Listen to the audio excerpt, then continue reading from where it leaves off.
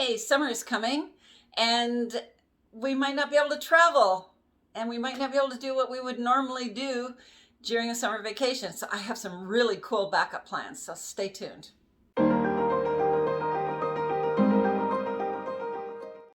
Hi, Janice Wheeler here from The Art of Management. We're a Canadian practice management company, and I thought that I would share with you some backup vacation plans in case we're not allowed to go very far. As it's looking right now, we're not going to be traveling outside the country unless it's essential and so on. So, how do you make vacation be fun for your kids? You've already been, many of you, staying at home. The schools are closed in a lot of parts of Canada, and you're not supposed to travel outside your area, whatever that encompasses. There are people who have cottages, and so they escape to those, I suppose. But for the rest of us who don't have cottages, but we want to have some fun in the summer that's a little different than what we've already been doing for the rest of the year, trying to amuse the family or ourselves at home. So I went online, I looked up a bunch of ideas, and you can go and look up some more too, because I'm just want to get you started. There are things that if you have kids, let's start with kids. Obviously, if you have a backyard, which many don't, if you have an apartment only or a condo or a townhouse that doesn't have backyards, such as I have, you can't do this one. But camping, if you have a backyard, there's several things you can do in backyards. You can have a camping week or night or whatever you want. There are things, the one thing is we can't go shopping in stores right now in a large part of Canada. So unless it's an essential item, and camping gear is not an essential item, but you can order them online and plan ahead. And I want to point out one more thing before we get into all of these ideas that I have. Normally, if you're going on a vacation, you're going to spend a few $1,000s, sometimes a lot more than that. Sometimes you do it on a budget for $500 or $1,000. So with your budget in mind, as much as you want to spend, there are things that you can do that you can order ahead of time, plan ahead of time, and order them. So camping gear would be one of them, especially if it might be something you might use in the future as well for, summer after summer. So, you want to make sure you get all the things you need, where you wash dishes outside and you have a Coleman stove where you cook your food and you heat up your water to wash the dishes. I mean, you can make it real hardcore camping, or you can go glamping. You can do either, order from Good Fresh or Good Food or whatever it is, where you can have food brought to you and you just have to prepare it. You can order in pretty nice food already prepared from, various restaurants. I don't know, Milestones, Montana's, Kelsey's, I don't know, whatever your favorite foods are. Chinese food, blah, blah, blah. So that's glamping. Now let's say you have a backyard.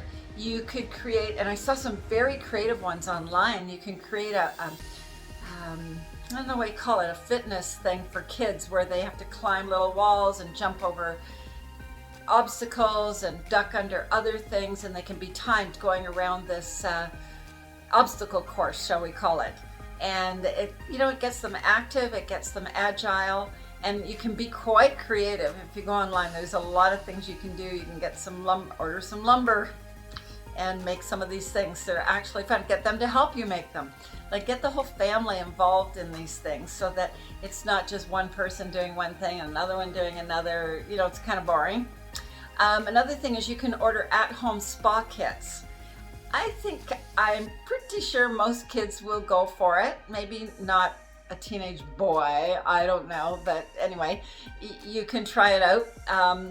I know that when people go away for holidays and the hotel has a spa, most of the kids and the adults go in, husbands as well as wives. So you can create a home spa experience and get everybody involved in that. And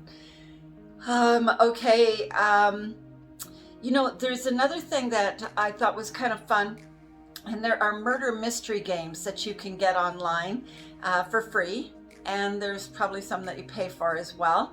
But that's kind of fun to do a family murder mystery with all the clues and so on. And actually, a way you can expand that, if you have other families that you're friends with but you're not supposed to visit, you could do it through Zoom. You could actually play it that way with friends, families, whatever. Okay, here's another one, an indoor scavenger hunt. And this can be done two different ways. You can actually have live things that you hide, and each thing that they find, there's a clue to the next thing, and they have to follow that clue to find the next item and so on. And there's a prize for he who gets through it fastest or something. Now, I did another thing with my staff one time just for fun, and we made I went around the neighborhood and I wrote down very odd things that you could see if you were looking, and I was looking. And so then I made everybody this list, copies of it, and they had to take their phones and take pictures of these items. You're not allowed to take a picture from a book where there's a picture of said item, or go on their computer and take a picture with their phone of something online. It has to be the real item, either in the house or outside or in the neighborhood, or if you have a park nearby that you can go to, that kind of thing. Or walking around the neighborhood, like I saw stone lions on some front porches. I saw a little boy with a blue umbrella. I saw a green garbage truck go by. I saw somebody riding a bike. I saw a motorcycle with a sidecar, which is very unusual. Only one of my staff found that at the last second to complete her list. And that was pretty unusual because they're not common. But you can go around the neighborhood and you can put them in clue form, or the items, or you can have it be, just name it. Okay, so anyway, that's a lot of fun. And you can plan these so like every day you have 2 or 3 different things, or one really major thing that you're doing. Another one is having paint night, where you order ahead of time the canvases. I'm looking at mine over on my shelf over here, and my paints and my canvases and my half-done painting. And you can get little easels very, very cheaply. I have one that it's a table easel. And there are places online where they actually do paint night as if you were at a restaurant. They used to have these at like restaurants where you do painting and then you sit down and have dinner together. Well, you can recreate that in your own home by going online and finding an art instructor who's doing a paint night, and also make yourself a beautiful meal to go with it afterwards to celebrate. And if you really want to get very, very good at painting, or at cooking, or just looking at my list here, expanding your skills, you can take up clay modeling and do lessons online, but order the materials ahead of time. And you could have a family game of learning all about a different country, and then doing a briefing, maybe with a PowerPoint presentation if possible, or some pictures that they found online or whatever, to bring that country to life. Find out some interesting facts about different countries, and they can spend the day doing some research on that and then do a presentation. So there's another one. One of my favorites is you can now do virtual tours of many cities in the world. There are museums, there are zoos, there are art museums, and so on. There's a lot of opportunities. One of the ones that I want to do, and I haven't had time to sit down, and I just looked at it online, there's a lot of walking tours of cities, and in particular, I was looking at Paris. I haven't been to the Louvre. I was in Paris, but I didn't go up to see the Eiffel Tower, and I didn't go through the Louvre. So I thought, well, that would be really fun to do, to take a tour. And I think there's a bunch of other tours, walking tours through different parts of Paris.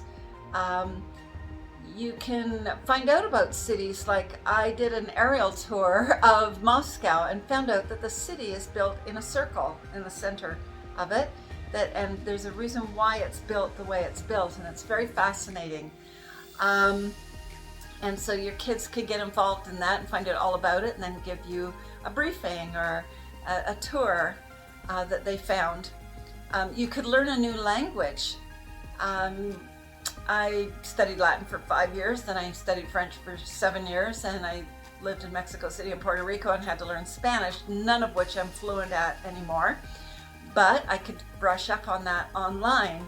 Or I'm also learning Russian right now because I have a lot of Russian friends, and I like saying, how are you, and how are you doing, and how's life, and I've got a lot of basic vocabulary going now, so that's really fun. And you could do that as a family, or you could do it individually. But doing things as a family because you're on vacation is kind of the theme that I want to bring about. And spending some money on it. Don't be afraid to spend a little money. Like, okay, here's one. You can set up an outdoor theater by getting a nice white bed sheet and getting, well, I've got this green screen behind me and it's on a bar with 2 stands. You could do the same thing with a white sheet and rent or buy a projector and watch your movies that way and have a themed movie night outdoors with sitting on blankets or lawn chairs and have your favorite snack foods and popcorn and drinks and stuff like that. Let's see what else that I came up with. Karaoke night. You could rent a karaoke machine or buy one, depending on how expensive they are. I don't know offhand, but you can always rent one from a music store or something. And you could actually make videos, like put a camera on a stand and video everybody's efforts and then have fun watching them back, because when you're doing it, you yourself do not get to see what it looked like to everybody else. You might find you have some superstars that you weren't even aware of. You can also have a game night where you play different games and there's prizes for each person who wins one of the games, and so on. I think I covered the main ones that I sourced out so far. I'm looking for myself as well, so this is a lot of fun, but it's just myself and my husband. But with Zoom, you can include a lot of people, like my daughter and my grandson and her fiance.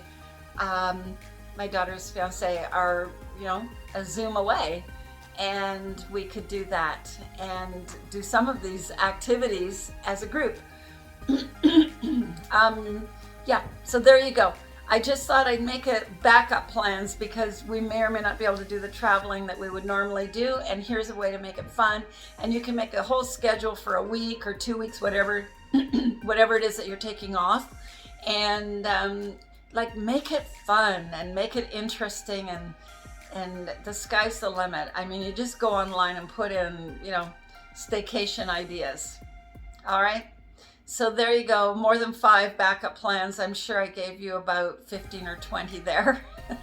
So have some fun with it, and keep in mind that what we normally do, I'm not talking about playing, but I think you deserve it if you've been working very hard in this past year. I think it's time for some fun for everybody.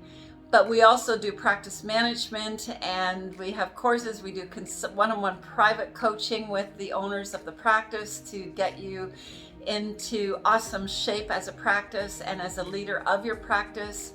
And we've been doing it for 32 years, and we've worked with 1,800 practices for a year or more, and all across Canada. So talk to me. I do a free practice analysis, and we have a look at what is going on and whether or not we might be a good match for each other as a company to your company or practice. All right, so be sure and subscribe to our YouTube channel. I have many videos. I think there's well over 100 now, and on practice management tips. And be sure and share this with your friends and give me a like. Thank you very much. Bye for now. To get your practice analyzed, contact the Art of Management at 416-466-6217.